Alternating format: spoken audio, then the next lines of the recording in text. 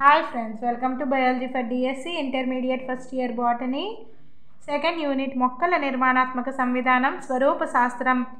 ఈ యూనిట్లో 5వ అధ్యాయం పుష్పించే మొక్కల స్వరూప శాస్త్రం. ఈ అధ్యాయం యొక్క సారాంశాన్ని ఈ వీడియోలో డిస్కస్ చేద్దాం. పుష్పించే మొక్కలు ఆకారము, పరిమాణము, నిర్మాణము, పోషణ విధానము, జీవితకాలం, ఆవాసం, ఆకృతులలో అనేక వైవిధ్యాలను ప్రదర్శిస్తాయి. అవి బాగా అభివృద్ధి చెంది వేరు వ్యవస్థ, ప్రకాండ వ్యవస్థను కలిగి ఉంటాయి. వేరు వ్యవస్థ తల్లి వేరు వ్యవస్థ లేదా పీచి వేరు వ్యవస్థగా ఉంటుంది. సాధారణంగా ద్విదళ బీజ మొక్కలు తల్లి వేరు వ్యవస్థను, ఏకదళ బీజ మొక్కలు పీచి వేర్లను కలిగి ఉంటాయి. కొన్ని మొక్కల వేర్లు ఆహార పదార్థాల నిల్వ, యాంత్రిక ఆధారము, శ్వాసక్రియల కోసం రూపాంతరం చెందుతాయి. ప్రకాండ వ్యవస్థ కాండము, పత్రాలు, పుష్పాలు, ఫలాలుగా విభేదనం చెంది ఉంటుంది. కణుపులు, కణుపు మధ్యమాలు, బహుకణ నిర్మిత కేశం, ధనాత్మక కాంతి అనువర్తనం అనే స్వరూప లక్షణాలలో కాండం వేరు నుంచి విభేదిస్తుంది.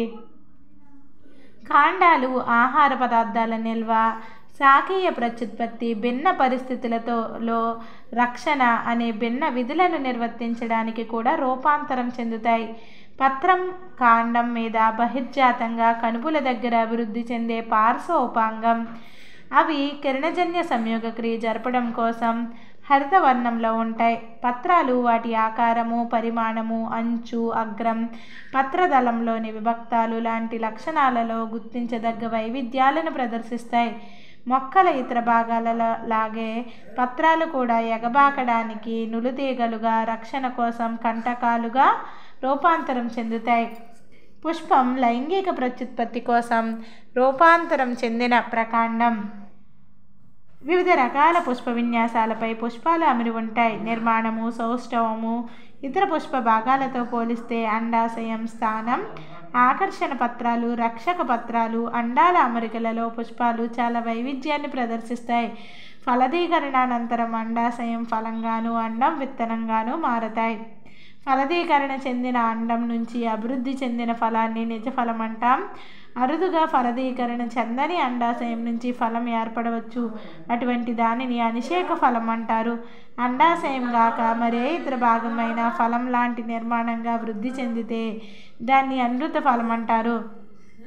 నిజ ఫలాలు వాటి ఫలకవచ స్వభావం ఆధారంగా కండగల ఫలాలు, శుష్క ఫలాలు అని 2 రకాలు.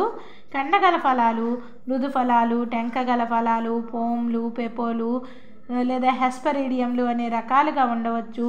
శుష్క ఫలాలను విదారక, విదారక లేదా షైజోకార్పిక్ ఫలాలుగా గుర్తించారు. విత్తనాలు ఏకదళ బీజాలు లేదా ద్విదళ బీజాలుగా ఉంటాయి.